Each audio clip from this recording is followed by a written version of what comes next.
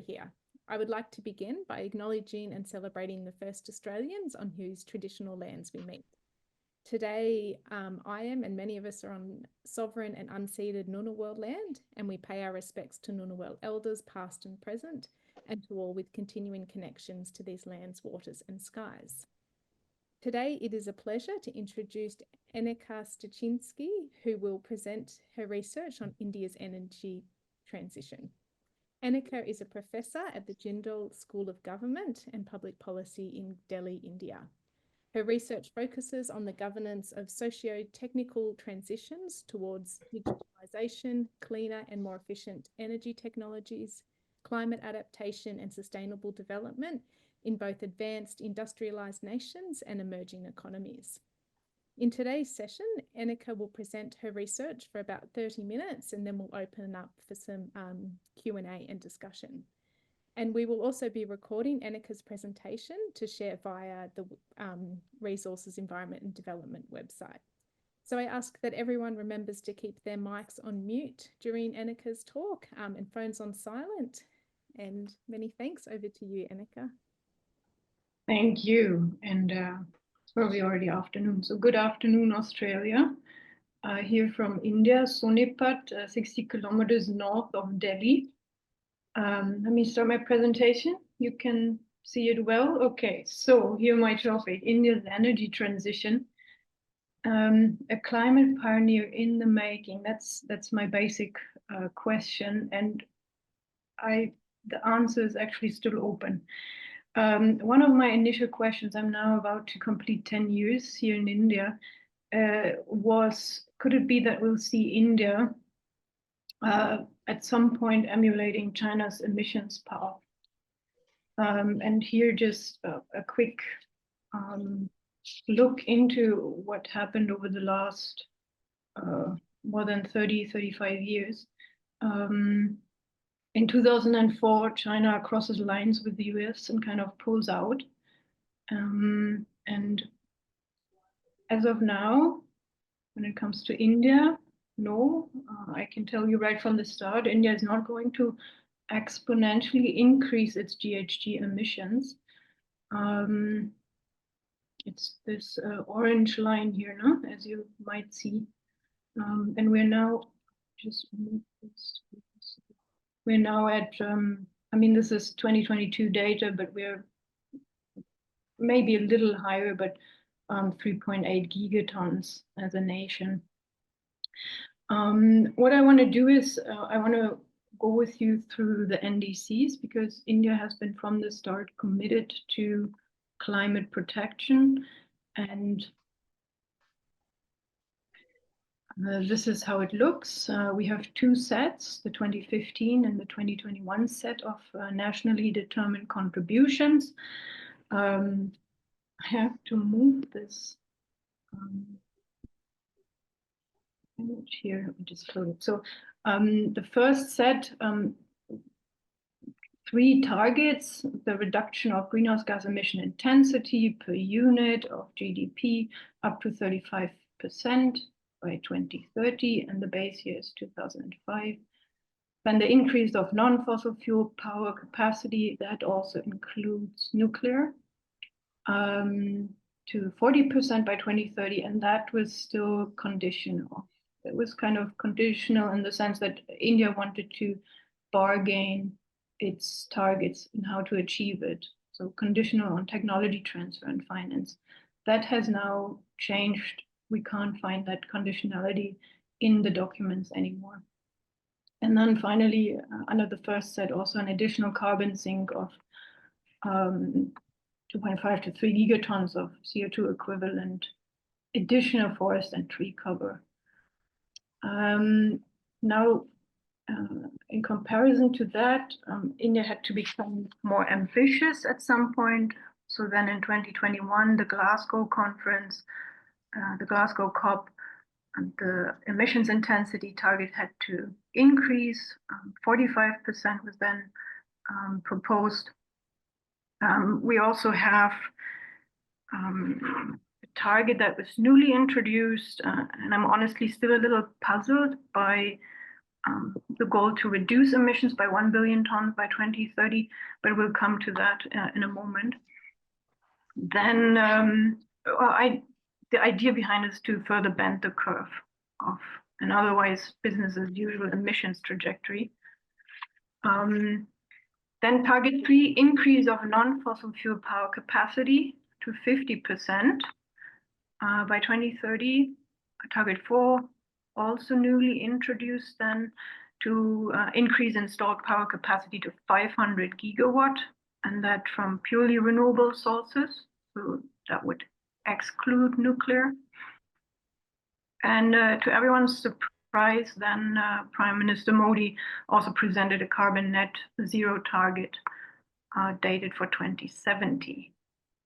And you could see how it was a matter of the heart for him to also introduce the One World Movement for Life, a lifestyle for environment, where he, in that context, he said, I quote, "Today is the need to focus on mindful and deliberate utilization instead of mindless and destructive consumption." And it has both an outward and an inward message, both to Indians and the world. The idea is that India's emissions are very low, also consumption patterns are very different from global averages, or definitely the developed world averages. A whole set of really all-encompassing aspects of life, nutrition, really daily production, consumption patterns. In general, this second set, I must say, is considered a gift of India to the world, because from a climate justice perspective, India has not contributed much to causing climatic change. And so let's dive right in. The reduction of GHG emissions intensity per unit of GDP by 45% by 2030 is well on its way. We have, as per latest data submitted to the UNFCCC, achieved 36% reduction between 2005 and 2020. We would be at 4.5 gigatons today if that intensity target had not been kind of implemented. And yeah, roughly 1.6, 1.7 gigatons have been saved or reduced. Now, if India had frozen intensity at the 2020 levels and GDP continues to grow, 2030 emissions would be higher. So we needed a more advanced, a more ambitious target. And the 45% reduction correspond with roughly 0.7, 0.8 gigatons avoided in 2030, given a growth between 5.5 to 7%. So we're well on our way to achieve that. And the intensity target is one major element contributing to the 1 gigaton reduction target, which is what I'm coming to right now. This is a little nebulous. There's no clear progress information available on this particular target, but it consists of multiple contributing factors: scaling the renewables, improving efficiency, electrifying transport, greening the industry, and enhancing the carbon sinks. And I want to get to that very point, the enhancing of carbon sinks, which in the Indian context still looks really good. We have an additional 2.3 billion tons through additional forest and tree cover as of 2021. So well on its way. Now, another good news, the third target, the increase of non-fossil fuel power capacity to 50%, we just reached in June 2025 the parity 5 years early. 50% non-fossil sources. So that's the renewables, conventional hydro, and the nuclear sources, plus 50% thermal. But that doesn't actually mean that coal is not expanding.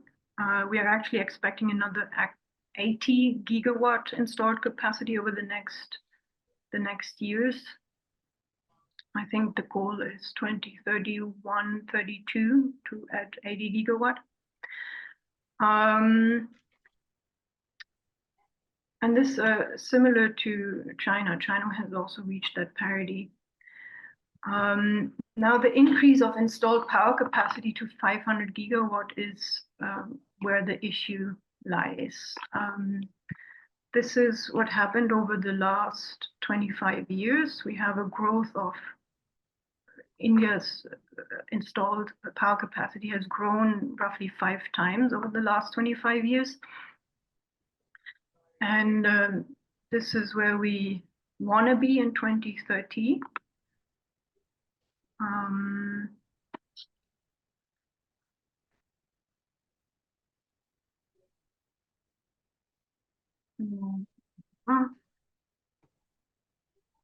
So we had slightly less than 100 gigawatt, and we're now trying to illustrate that here with the pie chart, 100 gigawatt overall, and we're now at roughly 500 gigawatt in June 2025. So 234 gigawatt of renewables in 2025 mean that we have only a few years left to more than double down on that figure. So as you can see now, 800 gigawatt, 500 gigawatt renewables, and that would actually mean an unprecedented 50 gigawatt new installations per year over the next 5 years. 50 gigawatt additional renewable capacity hasn't happened before.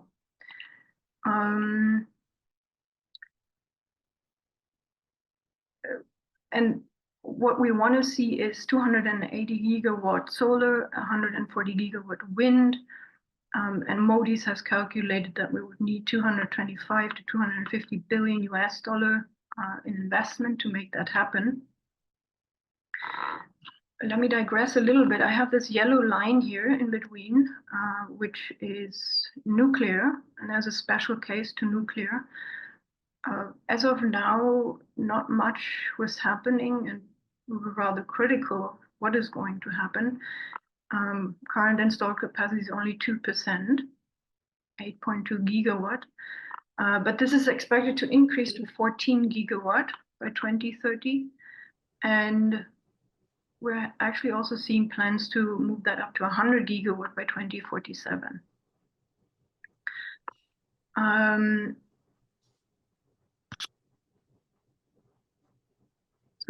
But still, in terms of renewables, we have come from 1% in 2000 to now 36% in 2025.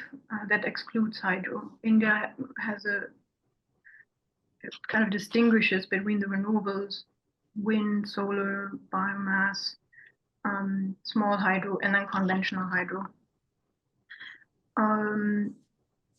So in June 2025, 160 gigawatt of solar, 52 gigawatt of wind, and we're still with wind behind the 2022 targets. I'll come to that in a moment.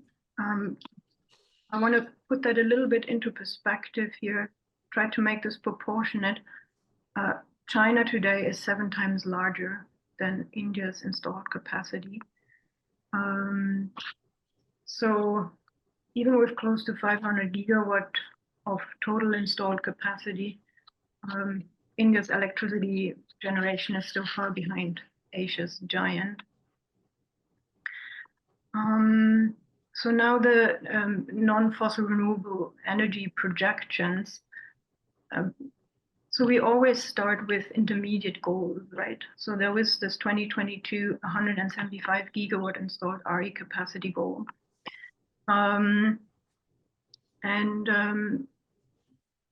Biomass and hydro achieved on time, but solar and wind did not.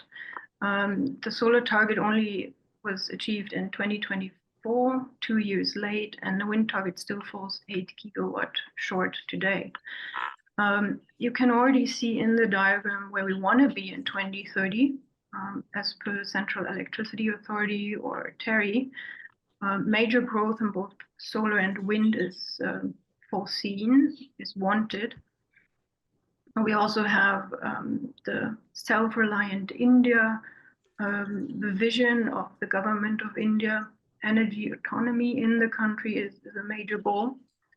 And we have major potential, 1,500 gigawatt of renewable potential in the country.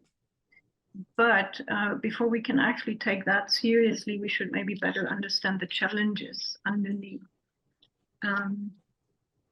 So if you just let me focus on solar expansion for a moment, as said, there are always there are goals behind what we want to see in the future, and it all started in 2010 with the Jawaharlal Nehru National Solar Mission, 20 gigawatt by 2022. Then in 2015, it was pushed up to 100 gigawatt, and we distinguish ground-mounted and solar rooftop PV. There are always policy instruments behind that to make that happen. And what we saw in 2021-22 was that, especially in the rooftop solar PV area, we're falling significantly behind. So a response by the government was then this PM Surya Ghar Muft Bijli Yojana program, some 8.6 million subsidy to support 10 million households, aiming for a total of 30 gigawatt of rooftop solar capacity in just 3 years. So that will be, for some policy scholars, that will be something to look into if we're on track with that. But what are the major issues? And that applies to solar, but also wind. With regard to rooftop, there's a lack of a viable business model. There used to be high capital costs, at least perceived from within the Indian context. But beyond that, we have land acquisition issues, land price issues, red tape. Banks had difficulty to assess the financial viability of solar energy related projects. There's also lack of trust in solar projects due to lack of experience and also data, performance or output. Then the question of who bears the risk. Center-state relations also play a role. Payment discipline is an issue. Lack of awareness of subsidy programs. And then lastly, you could call it nationalistic, but that's maybe, we'll find it everywhere. There was a interest and desire to have solar system production made in India. Let me move on. I mean, this is just to give you a little bit of background to where we are struggling. But again, a perspective here, India fares really low compared to other nations when it comes to per capita electricity generation. And that kind of chart is normally pulled out when India says that it has very low per capita emissions. So there's definitely room to improve India's position when it comes to solar electricity generation, or even renewable electricity generation per capita in the country. Let me move on to the net zero target. So here I have more of a brief literature review for you. We know that the promotion of electrification, natural gas use, and resource efficiency, where India is actually fairly strong, can lower CO2 emissions by up to 20%, but Paltsev and all assume that the demand surge will negate that potential. So it's a little problematic in the end. Then we have Chaturvedi and Malayan from the CEW. They have come out with pathways to 2070, like what kind of technologies will be needed and when to achieve net zero, and not just by 2070, but also by 2060 and by 2050. And with regard to hydrogen, they find that, yes, while critical, it is still no silver bullet for India's net zero challenge. And then also on the more social side, we have a paper on what are going to be the opportunities and challenges on the more social side, and the sensitivities on the economic side within India. Let me highlight one of the cases here, green hydrogen, green ammonia, because this is one of the rare cases for India where policymakers see that they still have possibility to make a change from within the nation, as in still have a chance to compete with outsiders in terms of technological development and product provision. So here Amitav Kant, the G20 Sherpa, said, unlike solar and battery technologies, India policy's action in green hydrogen has not lacked the global momentum. And we had fairly early on the National Hydrogen Mission in the making. Then NITI Aayog, the government's policy think tank, has put out a report on harnessing green hydrogen with 5 key action requirements. And then we have something similar to the production-linked incentive scheme of the government for hydrogen as well, and that's the SITE program, Strategic Interventions for Green Hydrogen Transition. $2.3 billion to support green hydrogen in the making, 5 million metric tons production capacity per year by 2030 is what we try to achieve. That would require 125 gigawatt of renewables. In terms of installed capacity, and would come with equivalent emission reduction and avoidance of fossil fuel imports, which is also an important topic. Yes, electrolyzer manufacturing, that's what the SITE project is achieving or trying to achieve. It's basically cash incentives linked to domestic manufacturing and production output. And then also green ammonia. India is the 3rd largest fertilizer producer worldwide, has a lot of people to feed, but is also exporting significant amounts of rice. So changing the energies behind fertilizer production is critical. And we have a green ammonia target as well. India wants to become a key exporter, a global supplier, and then also contribute to major decarbonization. We just had 3 auctions by the Solar Energy Corporation of India with remarkable prices for green ammonia production at around $600 per ton, making India emerge, in fact, as a global hub for green molecules. I just have a quick overview for you on the production-linked incentive scheme, where India tries to develop something on its own ground. That's advanced chemicals for batteries, also in automobile and automotive components. They're trying to develop something in India. High efficiency solar PV modules, white goods that we normally associate with energy efficiency achievements, then specialty steel, which we need all across, and the IT hardware and electronics. Now, I'm not going to go deeply into this. I'm just sharing this so you are aware. If someone is working on the industrial side, the industrial transformation, that might be a good lead for